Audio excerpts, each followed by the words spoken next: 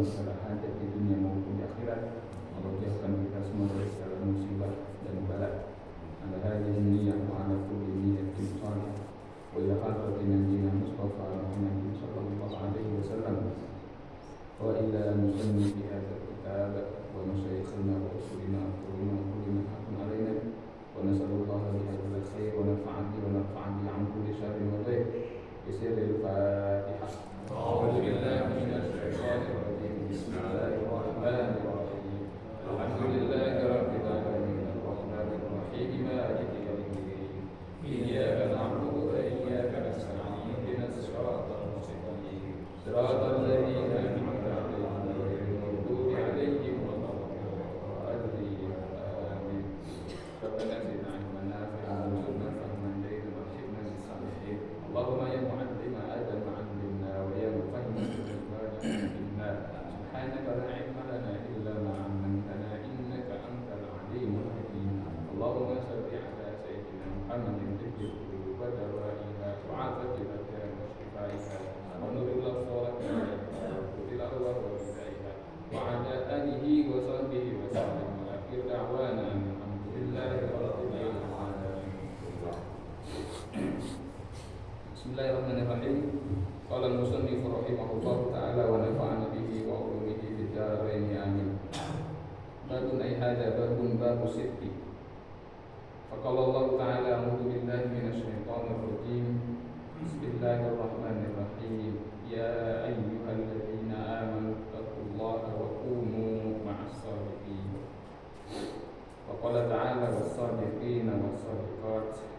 Waqala ta'ala falau sadaqullaha lakana khairan lahum wa la ayat fiha katsirah wallahu a'lam. Bermula sebuah bab yang menerangkan tentang sikap sidq, ya, atau sementara ini bisa kita artikan sikap jujur. Allah Subhanahu wa taala berfirman, ya ayyuhalladzina amanu, wahai orang-orang yang beriman, ittaqullaha, bertakwalah kalian kepada Allah, wa kunu ma'as shadiqin, wa kunu, dan jadilah kalian ma'as shadiqin, beserta orang-orang yang jujur atau sidq. Wahai orang-orang yang beriman, bertakwalah kalian kepada Allah, wa kunu ma'as shadiqin, dan jadilah kalian bersama orang-orang yang jujur. Dalam ayat ini Allah Subhanahu wa taala memberikan kepada kita dua perintah. Yang pertama adalah perintah untuk bertakwa kepada Allah. Ittaqullah. Dan takwa ini adalah wasiat, ya, tidak hanya dari khatib kepada jamaahnya, tetapi juga adalah wasiat dari Allah dan Rasul, ya, kepada para manusia. Takwa itu disebut dalam sebuah hadis sebagai jima'u kulli khair. Takwa itu adalah pengumpul atau induk dari segala kebaikan. Mengesankan kalau orang itu bertakwa kepada Allah, maka yang lahir dari dirinya itu semuanya kebaikan. Kalau dia bertakwa kepada Allah, orang bertakwa itu ucapannya pasti bagus, baik, diamnya juga baik. Ada orang yang bicaranya merusak, diamnya juga merusak. Kalau melihat ada keburukan di depan mata, ada orang mau nyolong kotak amal, dia diam aja, itu diamnya itu merusak. Jadi ada orang bicara merusak, diam juga merusak. Kalau orang bertakwa kepada Allah, bicaranya baik, diamnya juga baik. Jadi lisannya baik, diamnya baik, perbuatannya dengan tangannya pasti baik. Maka dikatakan oleh baginda Nabi bahwa takwa itu adalah induk dari segala kebaikan. Tidak ada orang yang soleh kecuali dia bertakwa kepada Allah. Semua orang soleh itu pasti bertakwa. Semua nabi, semua wali itu semuanya bertakwa kepada Allah. Nggak ada yang tidak bertakwa. Nanti tinggal takwanya itu bertingkat-tingkat, ya kan? Kita bisa mulai dari yang paling dasar dasar misalnya apa? Mengerjakan perintah Allah dan meninggalkan larangan. Itu tingkatan takwa. Takwa juga itu. Walaupun nanti identiknya atau apa ya, lebih berat sebetulnya secara proporsi takwa itu pada meninggalkan larangan. Sebab sangat lebih berat ya. Karena kalau kita lihat di dalam Al-Quran maupun di dalam hadis-hadis Nabi yang bicara masalah perintah untuk bertakwa itu dikaitkan dengan jangan melanggar, begitu kira-kira. Jangan melanggar. Contoh misalnya ada hadis Nabi ini terkenal sekali. Ittaqillaha haitsuma kunta. Bertakwalah kamu kepada Allah dimanapun kamu. Nah kira-kira kalau sudah konteks di mana aja kamu berada, di tempat ramai, di tempat sepi, ada orang, gak ada orang, ada yang melihat ataupun gak ada saksi, kan begitu. Kira-kira itu masalah mengerjakan perintah apa masalah jangan melanggar? Banyakkan orang yang diam-diam melanggar atau diam-diam taat? Bayangkan mana? Manusia ini lebih banyak yang diam-diam dia bertaat-taat apa diam-diam dia maksiat. Tapi kalau depan orang dia nggak berani. Banyakkan mana kira-kira? Nah kan begitu. Banyakkan orang tuh diam-diam maksiat. Itu sudah cukup bagus sebetulnya daripada depan orang yang maksiat nggak tahu malu, ya kan? Banyak manusia itu di depan manusia lain dia nggak berani melanggar, tapi begitu nggak ada manusia dia melanggar. Nah sehingga perintah bertakwalah kamu dimanapun kamu berada itu lebih berat sebetulnya kepada janganlah kamu melanggar larangan Allah dimanapun kamu berada, begitu kan?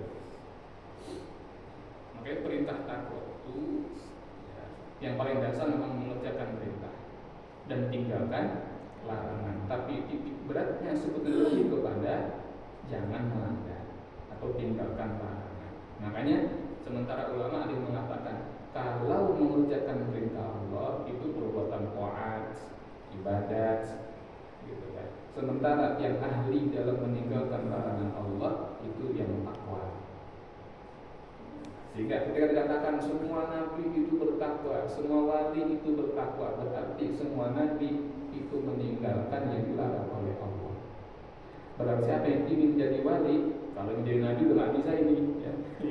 Kalau menjadi wali masih bisa. Barang siapa yang ingin jadi wali, maka dia harus meninggalkan larangan Allah. Ini perintah yang pertama. Wa kunu ma'as shodiqin.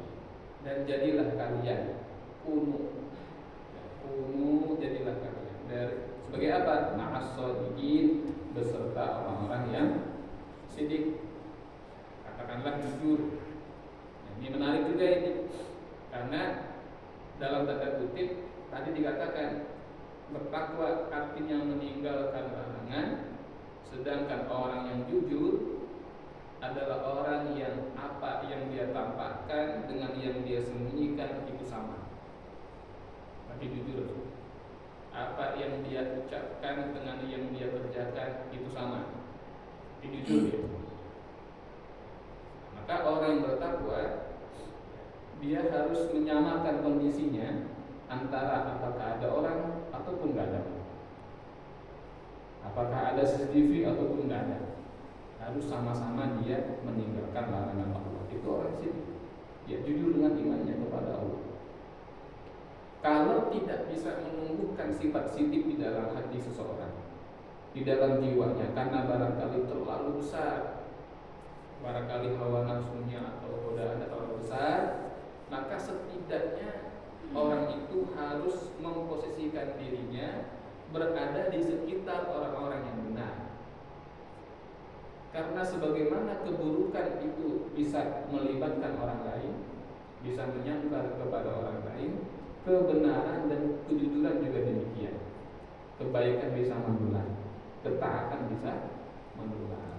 Jadi bahasa kasarnya kalau kita belum soleh amat, maka paling tidak berkumpul bergaul dengan orang-orang saleh. Ya kan? Kalau di syair Wong Kuati dikatakan wong kang saleh kumpul, no kan gitu. Berkumpul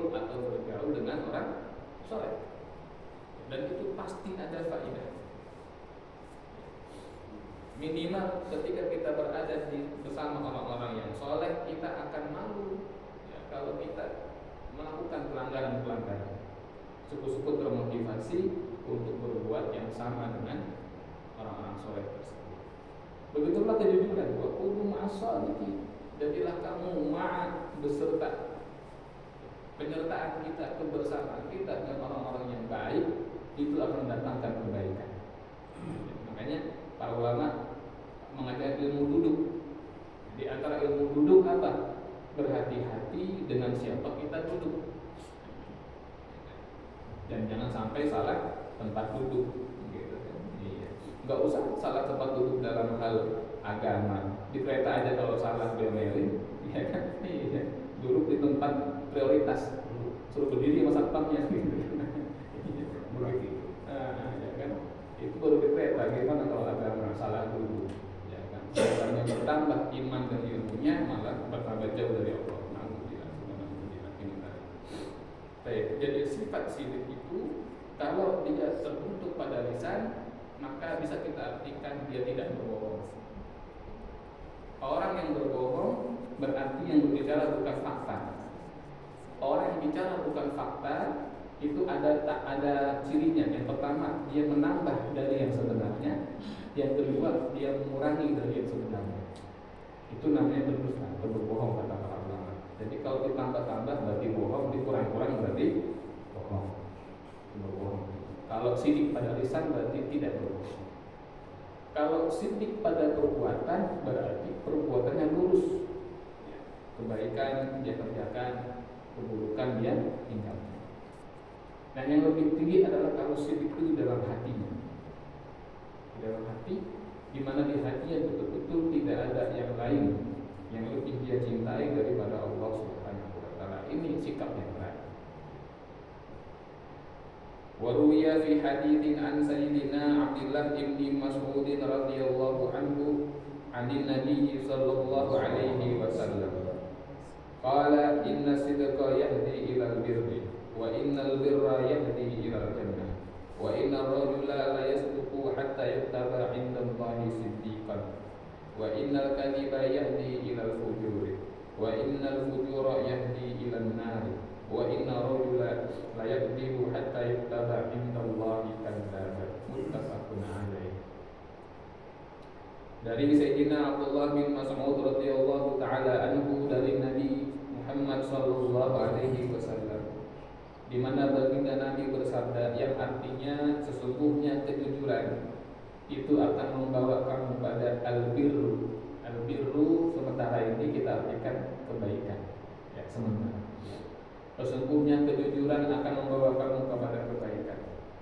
Dan sungguh kebaikan itu akan menunjukkan kamu kepada surga. Dan sungguh seorang laki-laki apabila dia bersikap jujur, niscaya akan ditulis di sisi Allah sebagai siddiq, orang yang banyak jujurnya. Dan sungguh kebohongan itu akan membawa kamu pada kejelekan. Dan sungguh kejelekan itu akan menyeret kamu ke dalam api neraka. Dan sungguh seorang laki-laki apabila dia berbohong atau berdusta, niscaya dia akan ditulis di sisi Allah sebagai kadzaban, orang yang banyak dustanya. Rawahul Bukhari wa Muslim. Masya Allah. Dalam hadis ini jamaah dirahmati Allah Subhanahu wa taala, Nabi menyebutkan bahwa yang namanya sifat jujur itu akan membawa kita pada al-birru. Al-birru tadi kan, inna sidqa yahdi ilal birri wa innal birra yahdi ilal jannah. Jadi ada kata al-birr atau birrun, ra-nya bertasydid. Kata birrun sementara ini kita artikan kebaikan. Tapi ingat, di dalam bahasa Arab kadang-kadang kita mengenal kata kebaikan itu dengan kata lain, yaitu khair, ya kan? Nah, khair itu kan baik artinya, ya kan? Nah, sekarang apa perbedaannya antara birrun sama khair? Khair artinya adalah kebaikan, itu khair, kebaikan. Sementara birrun kata para ulama bahasa artinya adalah al-mubalaghah fil khair, berlebih-lebihan dalam kebaikan. Jadi kalau khair saja itu kebaikan namanya. Kadang-kadang dari satu sisi saja, seperti harta, ya kan? Harta, kalau contoh gini, ada seseorang yang diberikan duit misalnya berapa, 10 juta.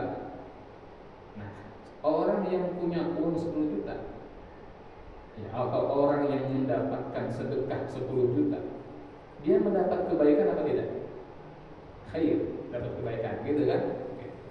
Sekarang bayangkan ada seorang pengamen cilik, katakanlah umurnya 7 tahun, tiba-tiba begitu di lampu merah, dia dikasih sedekah 10 juta.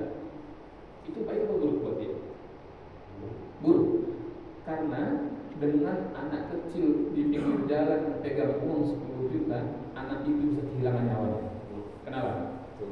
Dirampok orang kan? Nah, sehingga 10 juta yang bagi orang lain, bagi orang dewasa itu kebaikan, tapi bagi anak pengamen kecil itu adalah musibah yang besar. Gara-gara dia lihat duit, dia jadi target perampokan. Nah, harta itu begitu. Jadi harta itu punya khair, punya kebaikan, tapi kadang-kadang dalam satu sisi saja, sisi lain tetap ada motornya. Kadang-kadang begitu. Nah, sehingga kebaikan jika dia muncul dari satu sisi itu disebut khair. Tapi kalau kebaikan itu muncul dari banyak sisi disebut barokah. Tapi kalau sudah berlebih-lebihan dalam kebaikan, makna positif, itu namanya al-birru. Jadi birru itu adalah kebaikan yang luar biasa, luasnya dan besarnya, dan tidak standar, melebihi daripada yang standar. Makanya perintah dari agama kita adalah agar kita ini berbuat baik kepada orang tua kita, betul kan? Sikap itu disebut birrul walidain, bukan khairul walidain, bukan ihsanul walidain, tapi birrul walidaini. Artinya apa? Sikap bakti dan baik kita kepada orang tua itu harus lebih, bukan yang sekedarnya, ya, bukan cuma formalitas, harus lebih daripada itu. Ya, itu al-birru namanya, ya, al-mubalaghah fil khair. Ya.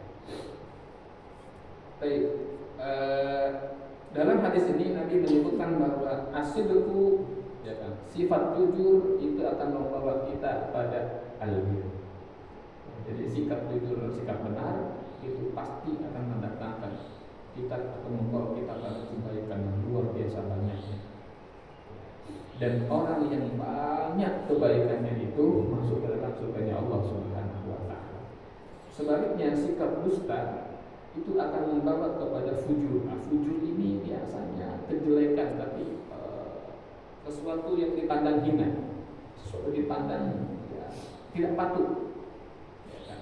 Tidak patut atau hina, paling tidak secara zahir, sehingga terlihat oleh masyarakat. Misalnya kan dosa itu ada dosa yang kalau dikerjakan mendatangkan sindiran, ya kan? Mendatangkan hinaan dan sebagainya. Ada pula yang ya oleh orang dianggap normalisasi lah gitu, dianggap biasa. Kayak bohong itu ada yang mengatakan namanya juga manusia bohong dikit, nah, kan? Padahal tidak. Nabi memasukkan dusta sebagai sifat yang hina. Orang yang berdusta maka dia akan terseret pada kejelekan-kejelekan yang menghinakan dia. Nah, yang ngeri di ujungnya kata Nabi dalam hadis ini, wa inna rajula la yakdzib, sesungguhnya seorang itu tidaklah dia berdusta. Dalam hadis lain dikatakan wa yataharral kadzib, tambahan, dan dia senantiasa berdusta hatta yuktaba indallahi kadzaban, kecuali dia akan ditulis di sisi Allah sebagai kadzab, orang yang banyak bohongnya. Mengesankan apa? Seakan-akan Nabi hendak mengatakan seseorang itu kalau dia berbohong, satu kebohongannya akan mengantarkan dia pada kebohongan yang lain. Makanya sekali dia berbohong bisa berakibat ditulis oleh Allah sebagai kadzab, orang yang banyak bohong. Kenapa? Satu kebohongan akan melahirkan kebohongan yang lain. Contoh misalnya ada seorang anak enggak masuk sekolah, itu beritanya, kenapa kamu enggak masuk? Sakit pak, padahal bukan sakit, dia main bolos. Kalau zaman dulu mungkin main ke warnet gitu kan, bohong dia. Dulu nanya lagi, sakit apa? Demam, bohong lagi dia 2. Sudah berobat, sudah, bohong lagi dia 3. Bawa kemana? Ke anu, bohong 4. Jadi ya udah nanti pilih surat dokternya ya. Nah dia bohong lagi di surat dokter gitu kan. Jadi satu kebohongan itu akan membawa pada banyak kebohongan yang lain. Na'udzubillah semua, na'udzubillah min dzalik. Wa ruwiya fi haditsin an sayyidina Abi Muhammad Al-Hasan bin Ali bin Abi Thalib radhiyallahu anhuma qala hafiztu min Rasulillah sallallahu alaihi wasallam da'ma yaribu ila ma la yaribu fa inna sidqa tumaninah wal kadhiba riba rawahu Tirmidzi wa qala haditsun sahih. Selanjutnya disebut dalam sebuah hadis dari Sayyidina Al-Hasan, ya Al-Hasan bin Ali bin Abi Thalib radhiyallahu ta'ala anhu. Beliau berkata, aku menghafal dari Rasulullah sallallahu alaihi wasallam sebuah nasihat. Apa kata Nabi? Da'ma yaribuka, tinggalkanlah urusan yang membuat kamu ragu. Ila ma la yaribuka, kerjakanlah hal yang tidak membuat kamu ragu. Fa inna sidqa tumaninah, sesungguhnya kalau itu jujur atau benar maka akan mendatangkan ketenangan. Wal kadhiba riba, dan kalau itu bohong akan mendatangkan rasa tidak tenang atau rasa was-was. Ini nasihat Nabi kepada Sayyidina Hasan bin Ali, yang salah satu cucunya Rasulullah sallallahu alaihi wasallam, cucu pertama Nabi yang laki-laki itu Sayyidina Hasan. Singkat sekali nasihat beliau, da'ma yaribu ila ma la yaribu, tinggalkanlah yang membuat kamu ragu. Tapi ingat ya, hadis ini hanya dapat diambil faedahnya oleh orang-orang yang masih memiliki kebersihan nurani atau kebersihan hati. Kalau orang itu hatinya sudah tidak bersih, itu nggak bisa. Jadi ini hanya berlaku bagi orang-orang ahli khair, orang-orang ahli kebajikan. Ya. Ketika dia dihadapkan pada suatu perkara yang membuat dia ragu, ini saya kerjakan atau tidak ya? Ini kalau saya kerjakan bagaimana? Kok kayaknya hati saya nggak tenang misalnya. Jadi tentu untuk mendapatkan rasa itu, orang ini syaratnya apa? Hatinya masih harus bersih. Atau ya kalau kotor-kotor dikit masih nurani, sehingga timbul rasa nggak enak ya untuk maksiat. Beda sama orang yang sudah nggak punya hati nurani. Contoh misalnya seorang pembunuh atau yang kita lanjut kasus yang lebih ekstrim lagi, ya kan? Ingat kasus naudzubillah min dzalik. Ada satu panti asuhan yang mencari anak-anaknya yang di mana Tangerang memang ada. Ya. Nah, itu kan salah satu pelakunya itu baru kemarin Pak diputus, divonis 10 tahun. Padahal korbannya 20 orang, laki-laki, anak laki-laki. Pelakunya divonis 10 tahun. Itu yang inilah wartawan itu pinter aja ya kan. Begitu dia keluar dari ruang sidang, itu orang ketawa. Pelaku ini yang divonis 10 tahun ketawa. Saat ini umurnya baru 26 tahun kalau nggak salah. Baru 36 tahun. Berarti kalau dia di penjara 10 tahun full tanpa pengurangan AGCT, maka umurnya baru 46 tahun. Dia ketawa lebar, puas. Nah, ini contoh nih orang yang udah gak punya hati. Jadi orang yang sudah gak punya rasa peri kemanusiaan, sudah kotor dengan perbuatan dosanya. Dia mau melanggar, mau berbohong, mau merugikan orang, hatinya tenang-tenang saja, nggak ragu-ragu, dia nggak ada rasa was-was itu, nggak ada, gelisah itu. Sama kayak orang yang sudah terbiasa untuk tidak sholat. Kalau orang itu terbiasa sholat, begitu nggak sholat, ada rasa was-was tuh, begitu ketinggalan atau jangan ketinggalan, mau ketinggalan pun dia udah gelisah tuh. Aduh, saya baru sholat ini, bagaimana? Nyari-nyari dia kalau bisa. Tapi kalau yang udah biasa nggak sholat, tenang-tenang saja. Kalau perlu sholat Jumat dia tinggal, tenang-tenang saja. Kenapa? Udah mati hatinya. Maka hadis ini nggak bisa buat semua orang.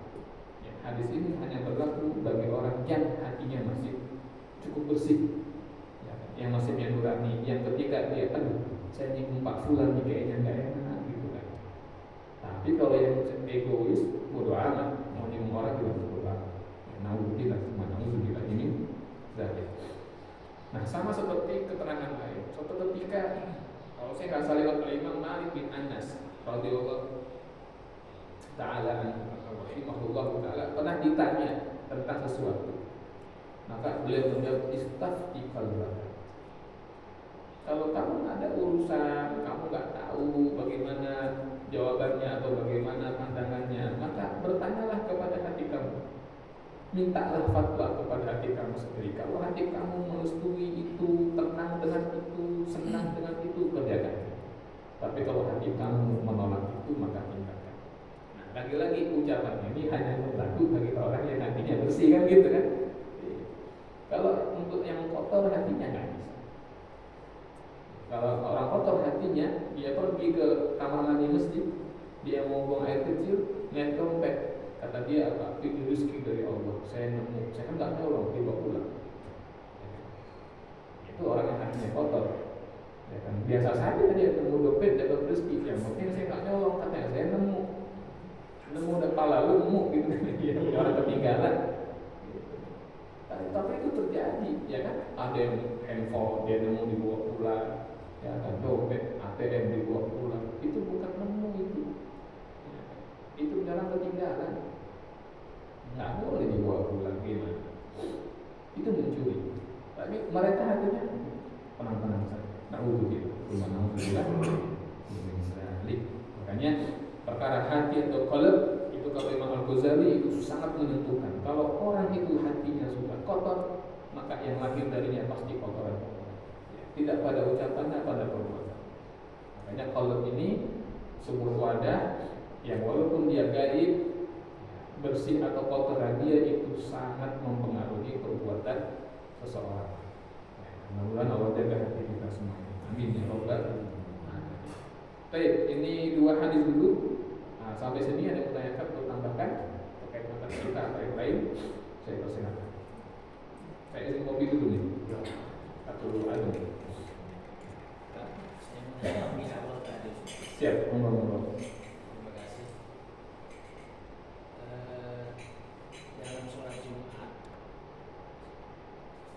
Perintah takwa baik Lugatul Arabiyah maupun bahasa Indonesia menjadi rukun.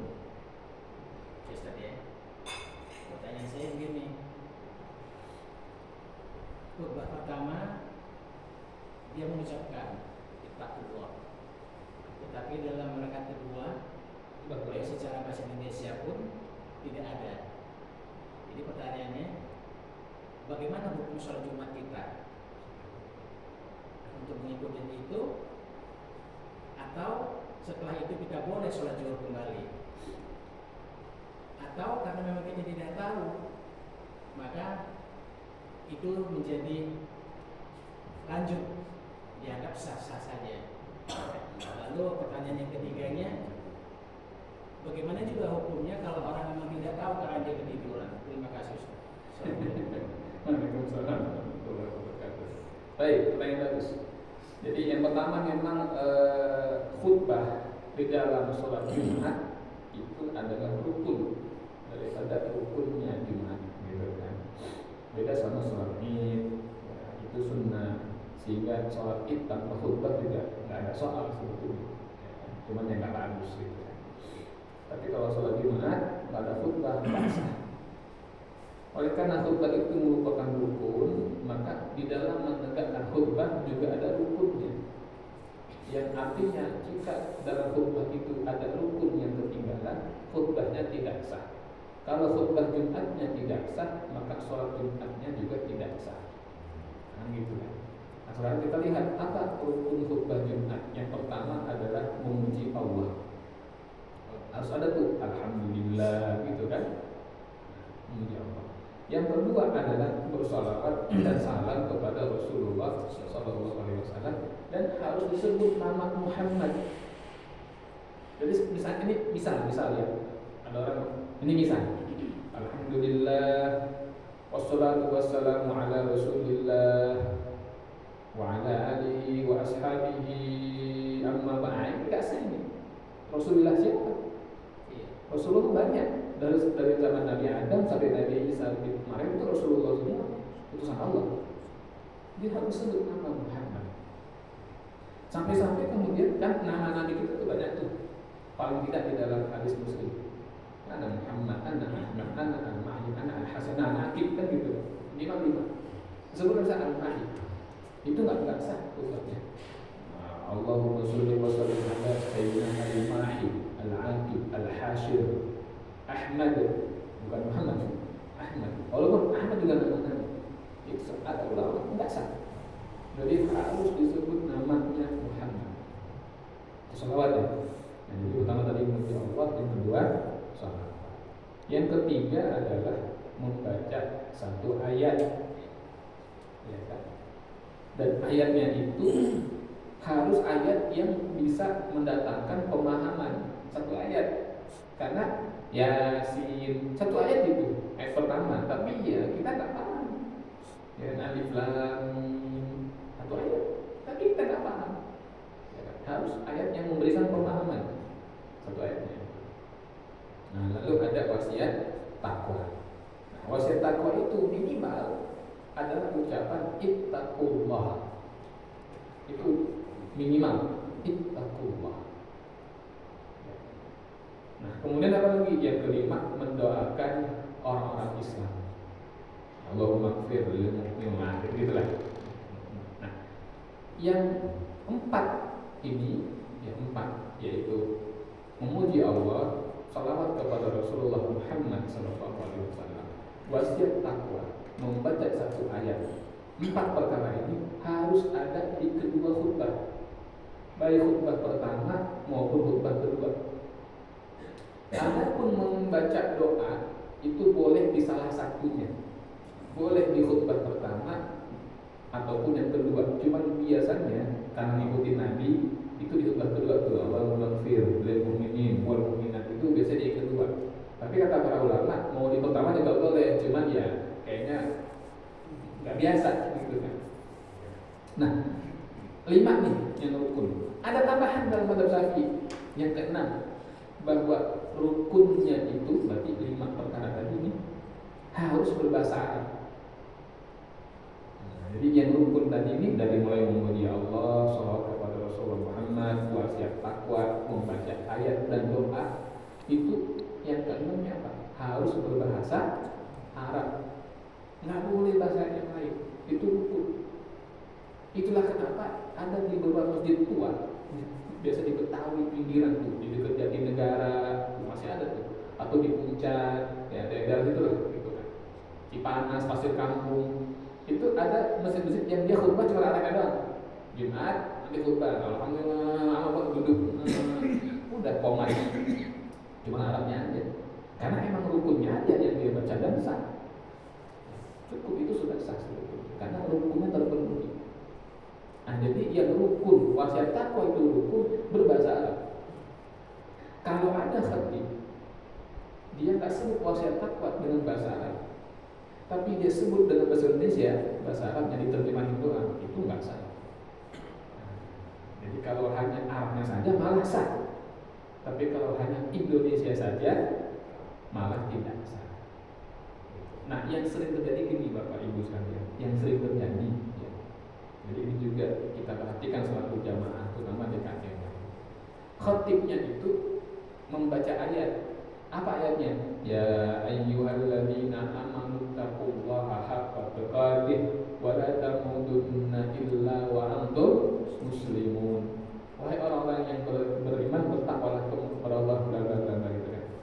Dia sudah baca itu, dia enggak wasiat takwa. Enggak disebut ittaqullahnya di awal. Ya. Karena menganggap dia sudah membaca ayat masalah ketakwaan gitu kan. Padahal enggak cukup. Walaupun itu ayat bicara masalah ketakwaan kek, masalah surga kek, masalah neraka kek, tetap harus ada minimal ittaqullah di awal. Tersendiri sudah. Iya. Walaupun itu ayat sudah bicara masalah takwa, tapi itu dia membaca ayat, belum wasiat takwa. Makanya harus diperhatikan. Dan ini pernah terjadi. Saya pernah waktu itu berkunjung ke orang tua saya, lagi ada jadwal hari Jumat, saya sholat Jumat di Masjid An-Nafi. Oh, lu sih. Iya, kan? Nah, itu khatibnya ketinggalan 2 rukun. Yang pertama, dia nggak ada wasiat takwa.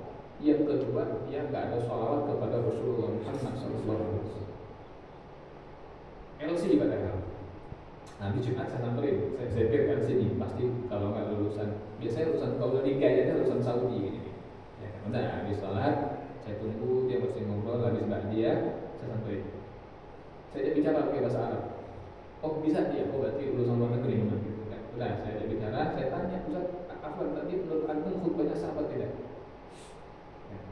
Pakai bahasa Arab sengaja biar orang nggak tahu dan takut dia malu nanti kalau tahu kan. Kata dia sah. Saya bilang menurut saya tidak sah. Kenapa ada 2 rukun yang antum tinggal? Saya sebutin ini sama ini. Terus gimana solusinya? Terus kata dia, oh saya terlupa. Oh bukan, fungsi itu saya dilupakan setan, kata dia begitu. Oh jadi dia berat ngomong saya lupa. Dia malah bilang saya dilupakan setan. Iya, yang salah seperti apa? Setan. Ya udah saya kejar dong gitu kan. Oke, kalau lupa itu Ustaz, orang lupa itu berarti orang itu tahu tapi dia lupa. Tapi dia punya pengetahuan. Nah sekarang saya tanya, sebutin rukun lupa apa? Dia nggak tahu, nggak bisa nyebut. Saya bilang ini antum bukan lupa, antum tuh nggak tahu. Saya bilang, ya, kalau orang lupa itu tahu, tapi terlupa gitu kan? Saya ajarkan baca surat-surat terus 30 ada yang lupa, gitu kan? Tapi soal ini, oh iya tahu gitu. Beda sama yang betul nggak tahu. Antum tuh bukan lupa, antum nggak tahu gitu kan. Nah, dia malah marah gitu kan. Ya, sudah karena orang marah ya udah nggak sehat. Saya mengulang soal zuhur saya sendiri. Saya ulang soal zuhur karena saya tahu dia nggak sah jadi saya ulang. Nah yang nggak tahu bagaimana Ustaz? Ya nggak tahu mah aman ditanggung sama khatib dan imam. Kalau orang yang sama dia yang tahu. Jadi khatib Jumat perhatikan masalah hukumnya karena kalau tidak sah maka dia harus menanggung berapa ratus orang. Satu sholat aja berat hukumannya, apalagi sekian ratus orang Jumat pun. Makanya kalau memegang urusan umat harus pakai ilmu. Kalau ceramah biasa, kultus, ceramah nikah, itu mah nggak ada rukun, nggak ada ini, ya kan? Antum langsung ceramah apa nih? Ceramah nikah gitu kan? Nggak pakai rukun. Begitu habis salam langsung daun salam jahe merah, yang jauh salam dapat berkah, cakep, udah sah-sah aja gitu kan? Langsung pantun juga gitu kan? Namanya ceramah biasa gitu. Tapi kalau khutbah Jumat kok jangan lah. Jangan sampai Jumatan pakai pantun gitu kan sendiri. Ada rukunnya. Jadi kalau memegang urusan umat harus tahu ilmunya supaya nggak salah. Jadi tadi ini sekalian ya, kalau ternyata itu tidak sah, Ustaz, bagaimana? Ya kita harus mengulang ya dengan sholat zuhur. Kita harus sholat. Saya kira itu. Iya. Tapi kan kemarin saya belum melakukan sholat zuhur karena ini kejadian di sini 2 Jumat yang lalu, Ustaz. Oh gitu. Saya tuh kalau dapat 2 Jumat saya perhatiin itu. Semua saya perhatiin kan. Kalau rukunnya udah dapat, terus saya tak isinya doang gitu kan. Ya. Aduh, ini saya jadi ragu kemarin tuh. Saya mau sholat Jumat, sholat zuhur enggak nih? Karena udah jelas saya nggak baca begitu. Alhamdulillah langsung innallaha wa malaikatahu ya kan. Langsung duduk dengan doa. Orang pengen ngebuat khutbah tapi dia tidak tahu hukumnya itu ditinggalkan dengan bahasa begitu kan. Nah, cuma saya tidak bisa bertanya kemarin. Akhirnya saya juga belum sholat zuhur. Itu bagaimana? Pasti kalau sekarang di foto. Saya ini. Kalau sekarang di foto. Kode Ustaz ya. Kalau sudah lewat waktunya. Dan kalau masih ada waktu kita ulangi ada. Kalau udah habis waktu udah lewat kita kodok. Jadi memang sebaiknya diperhatikan. Makanya inilah pentingnya untuk ketika khutbah dibacakan tidak tidur. Jadi kita tahu gitu kan. Kalau tidur kita nggak tahu. Ya kan? Terakhir tadi ya, gimana kalau khutbah tidur? Ini jawaban ilmiah, jawaban ilmu, tapi jangan diamalin. Ya, jadi ilmu itu gini, ada ilmu lil ilmi, ada ilmu untuk sekedar tahu, ada ilmu lil amali, ada ilmu untuk diamalkan. masalah khutbah Jumat dia tidur tadi gitu. Gimana Ustaz hukumnya?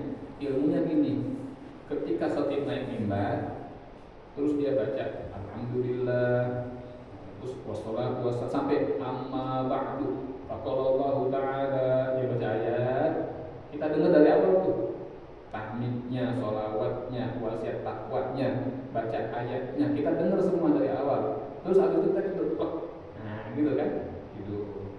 Nanti khatib kan duduk nih dia, khutbah, menjeda khutbah, duduk, kita bangun lagi. Nah, biar khutbah lagi tuh, alhamdulillah sampai amma ba'du, gitu. Gitu kan. Sampai nanti doa terakhir kita dengar. Ketika dia baca Rabbana atina baru bangun qomat. Nah, itu khutbah kita sudah kita Jumat sudah sah. Nah, walaupun kita hanya mendengar yang Arab-Arabnya aja dan doanya pun kita dengar cuma yang ujungnya aja misalnya. Tapi syaratnya apa tadi? Mendengarkan yang Arab-Arabnya tadi itu, mukadimahnya kita dengar karena rukunnya di situ. Masalah bahasa Indonesianya kita nggak dengar sama sekali nggak apa-apa. Kalau sekedar nyari sah. Tapi saya katakan tadi jangan diamalin, gitu kan? Jangan diamalin. Cukup tahu aja bahwa sah toh, tapi jangan diamalkan. Yang diamalkan apa? Melek, akbar, ya kan dari awal sampai akhir. Kenapa? Karena begini. Jangan sampai gara-gara ketiduran kita melewatkan waktu di antara dua khutbah. Itu waktu yang mustajab untuk berdoa kepada Allah. Ya kan? Makanya kan ada fadilah Jumat. Fadilah Jumat Allah berikan kepada semua orang Islam, mau laki mau perempuan, dapat keutamaan hari Jumat. Ada fadilah sholat Jumat yang Allah berikan hanya kepada orang Islam yang sholat Jumat. Orang Islam yang nggak sholat nggak dapat fadilahnya. Nah, di antara fadilah sholat Jumat adalah waktu yang mustajab. Dan itu pun juga tidak Allah berikan kepada semua orang yang sholat Jumat, gitu kan? Karena ada yang tidur ketika waktu itu terjadi. Jadi jangan tidur. Ya, wallahu a'lam. Tadi siapa? Pak, monggo Pak. Saya. Ya, Assalamualaikum warahmatullahi warahmatullahi wabarakatuh. Kalau di negara Konoha, itu Konoha menteri yang berhubungan agama itu kata-katanya tidak sesuai dengan implementasinya. Jadi kadang-kadang orang yang berduit itu kadang-kadang kita akan nilai bagaimana cara dia dapatkan. Jadi ada unsur motivasi di situ. Menteri aja begitu. Karena kalau kita lihat lagi, takwa itu sebenarnya ibarat kita berjalan di atas gurun, harus berhati-hati kan gitu. Tapi dengan kejadian-kejadian di negara Konoha yang kita lihat, kayaknya sangat merusak mental kita. Karena di zaman sekarang orang pintar itu mungkin sangat banyak, tapi yang jujur itu sedikit. Kalau zaman dulu mungkin yang pintar itu sedikit, yang jujurnya banyak. Terima kasih. Assalamualaikum. Waalaikumsalam warahmatullahi wabarakatuh. Wah, ini berat ini ya. Iya, sekelas menteri agama misalnya, tapi ucapannya tidak sesuai dengan kaidah-kaidah agama. Nah, ini harus kita kenapa berat? Karena harus kita rincikan betul.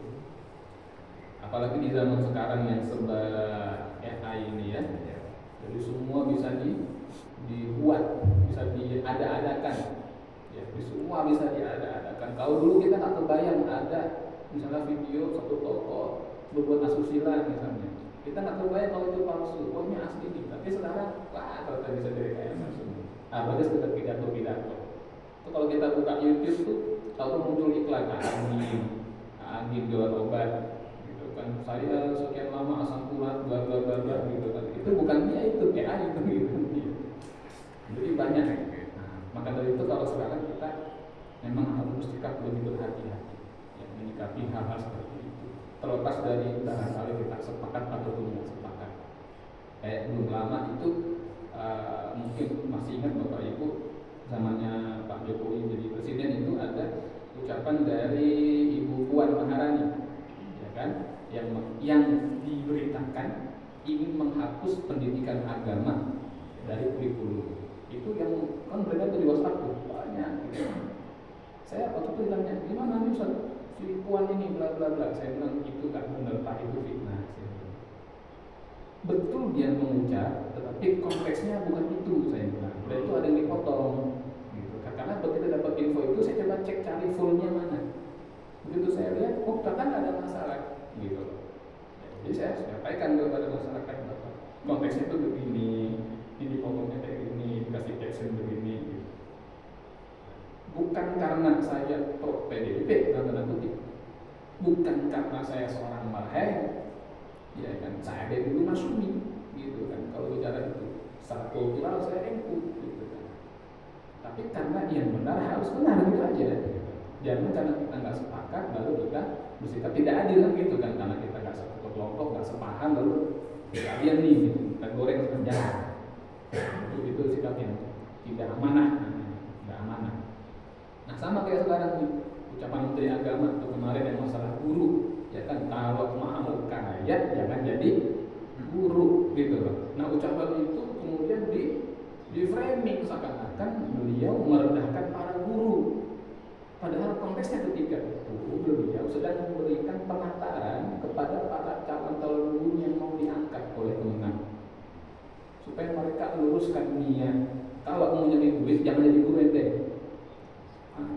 Usaha dagang kayak apa, kayak jualan gitu. Kalau udah mau jadi guru, beliau mengatakan bahwa ini tugas yang sangat mulia. Nah, kata rezeki yang paling baik itu adalah rezekinya seorang guru. Karena rezeki didapatkan dari dalam apa? Memintakan anak orang. Anak orang, bukan anak kita. Anak orang. Nah, jadi beliau dalam rangka itu tuh motivasi. Ya, jangan sampai nanti kalau masih pengen nyari duit aja jadi guru, takutnya nanti ngajar jadi nggak benar, nggak fokus, gitu kan, nggak ikhlas, gitu kan. Jadi aneh sih itu Pak. Tapi karena mungkin memang ada yang nggak senang atau gimana, dia ambil sedikit saja lalu dikatakan, oh sekelas Menteri Agama menghina para guru, gitu. Waduh. Nah ini diambil luar konteks itu berbahaya. Contoh lain, yang dulu lama terjadi itu, yang si Eko Patrio, yang dia joget-joget, ya kan, joget di pinggir kolom apa ada teman juga ada captionnya, gitu kan, 3 juta sehari mah kecil boy, gitu kan. Ternyata sampai yang kuya juga sama. Ternyata apa itu video lama, video mereka tahun sebelumnya, bahkan yang kuya itu tahun 2021 videonya yang dia joget-joget itu ada captionnya, diambil orang dikasih tulisan yang provokatif, 3 juta sehari aja ribut itu kecil, bla bla bla bla. Disebar mengesankan dia merendahkan, gitu kan. Itu lagi fitnah loh, fitnah. Dan tanda kutip qadarullah, gitu kan, ada orang dapat untung, ada orang dapat apes, gitu kan. Nah, itu luar biasa tuh, gitu. Luar biasa. Apa yang nangis tuh? Dia tunjukin ini servernya ada, buktinya ini, videonya sama, beda captionnya aja, tulisannya beda. Gitu. Ada yang ngambil ditambahin, tempelin tulisan gituan. Nah, jadi luar biasa itu. Alhamdulillah, alhamdulillah ini enggak. Makanya perlu apa namanya ya, perlu kejelian dalam memandang hal seperti itu memang. Ya. Yang kedua, memang sebaiknya orang Islam tidak melupakan konsep. Jadi sebetulnya Al-Quran sudah berikan petunjuk berabad-abad yang silam, ya. Bahwasanya kalau ada orang, saudara kita orang Islam menyatakan sesuatu berita, misalnya menyatakan suatu berita tentang saudara kita yang sesama Islam, maka kita harus tabayun, cross check dulu. Kalau enggak nanti jadi fitnah. Kata cross check itu, tabayun itu kalau kita punya akses. Kalau kita tahu, kita bisa tanya tabayun. Tapi kalau nggak bisa bagaimana? Tawakuf, diam saja. Jadi tabayun kalau kita tahu, ada orang ngomong ke saya misalnya mengatakan ini, Ustaz tahu nggak ternyata Mas Mumu itu dikatakan apa nih Ustaz dirasa penipu. Oh ya iya, Ustaz itu katanya bodoh bla bla bla bla. Karena saya kenal, saya tanya aja langsung, saya punya nomor WA-nya, Mas ada yang bilang gini, tabayun namanya. Kalau saya nggak tahu, ya saya tawakuf. Apa tawakuf? Diam, nggak usah ditindaklanjuti, masukin kanan keluar kiri gitu aja. Itu kalau kita nggak tahu. Nah, dengan cara seperti itu, maka tidak akan ada fitnah. Kita baik sangka gitu kan, kita baik sangka sama orang. Nah, jangan langsung di share, jangan di sharing tanpa disaring gitu kan. Jangan sharing tanpa saring gitu kan. Disaring dulu gitu kan, supaya nggak ada fitnah yang jadi fitnah jadiah nanti naudzubillah. Subhanallah ini zalim. Contoh juga kemarin masalah itu siapa Sahroni, ya kan, yang rumahnya digeruduk orang, lalu maaf agak vulgar ditemukan sesuatu benda katanya gitu kan. Ternyata itu bukan miliknya Sahroni, yang benda yang kayak ular itu setelah dicek ada di Google Track this image itu ketahuan itu dari luar negeri, ada satu tempat gitu kan, tapi emang berantakan gitu kan. Lalu dinarasikan bahwa itu milik istrinya Sahroni gitu kan. Wah, luar biasa jahatnya sekarang ini orang. Ya naudzubillah, subhanallah. Naudzubillah. Hati-hati masalah fitnah. Saya kira itu ya, wallahu a'lam bishawab. Ada lagi terakhir barangkali? Monggo Mas ya terakhir. Mungkin konteksnya kejujuran dan kepolosan itu seperti apa? Itu apa? Jadi sebenarnya bohong itu kan ada kontrak dosa kah? Kan ada beberapa hubungan yang mungkin niatannya untuk satu memberikan orang lain lah gitu kan ya, atau menyelamatkan orang lain itu kan juga boleh. Misal contoh sederhananya kan, ya kalau saya disuruhi makan katakan istri keasinan, apa saya harus mengatakan keasinan? Jadi mana? Itu kan bohong juga kan? Ini sederhana aja sih. Iya. Bagaimana sih gitu batasan bahwa ini ada kata bohong pasti berdosa, bohong yang memang sebetulnya dia boleh gitu. Kemudian saya jadi konsep setelah saya baca ceramah juga gitu, ada 3 bohong yang diperbolehkan, menyenangkan orang lain, mendamaikan saudara yang sedang berantem, dan menyelamatkan orang lain. Pertanyaan baik. Ya. Jadi betulkah ada 3 bohong yang diperbolehkan? Lalu apa bedanya antara jujur sama polos gitu kan ya? Yang pertama dulu bahwa memang ada mengucapkan hal yang tidak sebenarnya, tapi itu diizinkan oleh syariat. Kalau kita pakai bahasa bohong kan kesannya negatif gitu kan. Nah, kita ganti bahasanya mengucapkan hal yang tidak sebenarnya, ya kan? Tetapi itu oleh syariat dianggap boleh atau diizinkan, itu benar. Yang pertama tadi adalah jika seorang suami menyenangkan istri atau istri menyenangkan suami, ini dibolehkan. Masalah masakan misalnya begitu kan, itu dibolehkan. Yang kedua adalah untuk mendamaikan dua orang berselisih, ya kan, si A itu sama si B, kita si C di tengah-tengah, kita bilang kepada si A, kenapa sih kamu ribut sama si B? Soalnya dia gini. Kita mengatakan, oh itu nggak kayak gitu, maksudnya itu begini. Bagi kita nggak tahu, tapi menurut nalar kita nih, maksudnya begini. Oh si A. Lalu kita ke si B, kita katakan yang sama, sehingga mereka berdua berdamai. Itu diperbolehkan. Dan yang ketiga adalah untuk menyelamatkan nyawa, ya kan, seperti Nabi Ibrahim alaihi salatu wassalam. Ya kan? Tetapi kalau diperhatikan sebetulnya Nabi Ibrahim itu dan tanda kutip ya, enggak bohong-bohong amat tanda kutip. Karena kan gini, Nabi Ibrahim melewati sebuah negeri yang mana negeri itu diperintah oleh raja yang mengidap kelainan. Raja itu hanya berhasrat kepada wanita yang sudah punya suami.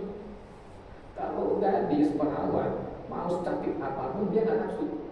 Tapi kalau istri orang dia berhasrat. Begitu masuk lewat situ Nabi Ibrahim dan istrinya, datang mata-mata, wah ada perempuan cantik sama laki-laki datang gitu kan, dilihat cantik benar, Sarah istri Nabi Ibrahim alaihissalam. Nah, ditanyalah sama si raja kepada Ibrahim itu, Ibrahim ini siapa?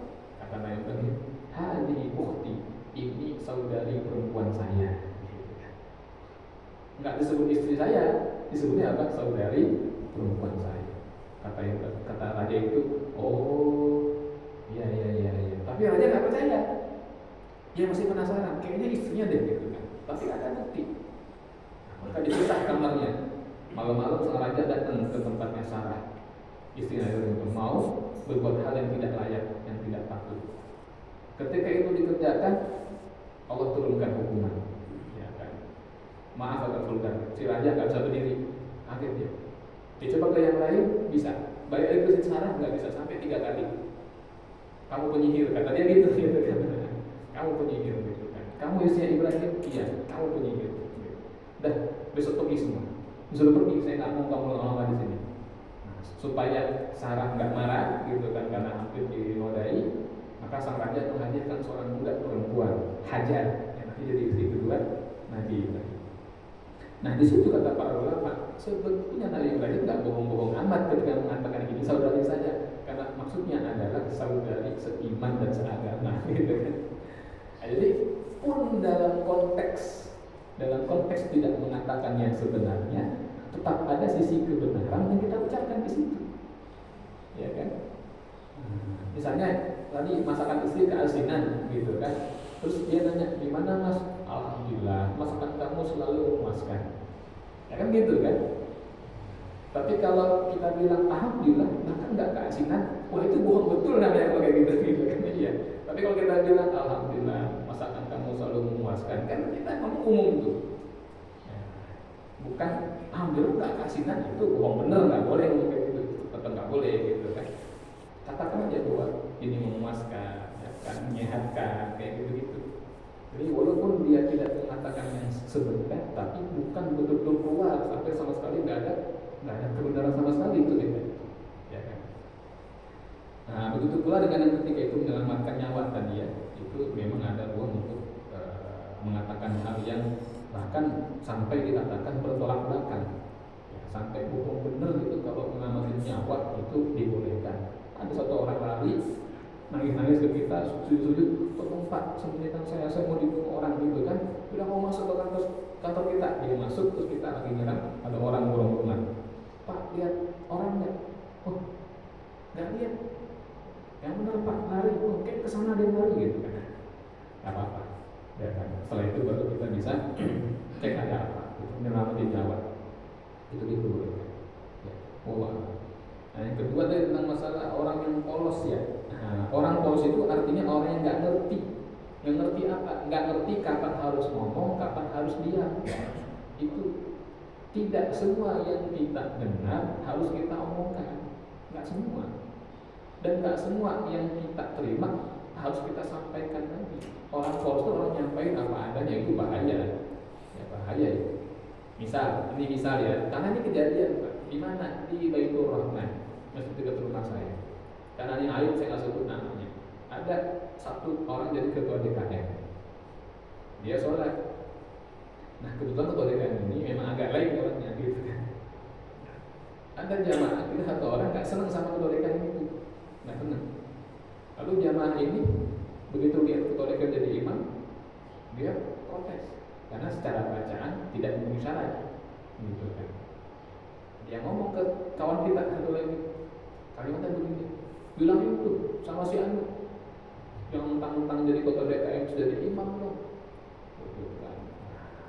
Nama ini bilangin bener, gitu kan. Iya, ya sampai Pak gitu kan, kata si Anu, bapak jadi ketua DKM jangan jadi imam dong, gitu kan. Akhirnya ribut di sini ketua DKM sampai jamaah awal tadi, sampai di atas itu mau ngambil golok, gara-gara hubungannya disampaikan gitu kan. Nah, begitu kita tanya kenapa sampai ya habis itu amanah Pak, dia nyuruh saya nyampein amanah Pak lalu gitu kan. Ya kayak gitu nggak usah disampaikan lah gitu kan. Ya jangan terlalu kayak gitu lah gitu kan, nggak usah gitu kan. Jadi bukan amanah namanya kalau kayak gitu. Ya, jadi bilang nggak usah aja, jangan mentang-mentang ini. Ya nggak usah dibilangin lah gitu kan. Kalau ente mau sendiri aja gitu kan, kenapa pakai tangan orang lain? Jadi tidak semua hal itu harus kita sampaikan. Walaupun nggak ada amanah itu pasti baik. Kalau akhirnya mudarat itu takutnya bukan amanah, ya kan, permusuhan. Ya naudzubillah ini. Nah, jadi orang polos adalah orang yang tidak bisa menimbang kapan dia harus menyampaikan, kapan bicara, kapan tidak. Dan itu sikap yang tidak baik pada akhirnya. Allah a'lam bishawab. Saya kira itu. Ya, semoga ada manfaatnya. Kafaratul majlis. Subhanallah.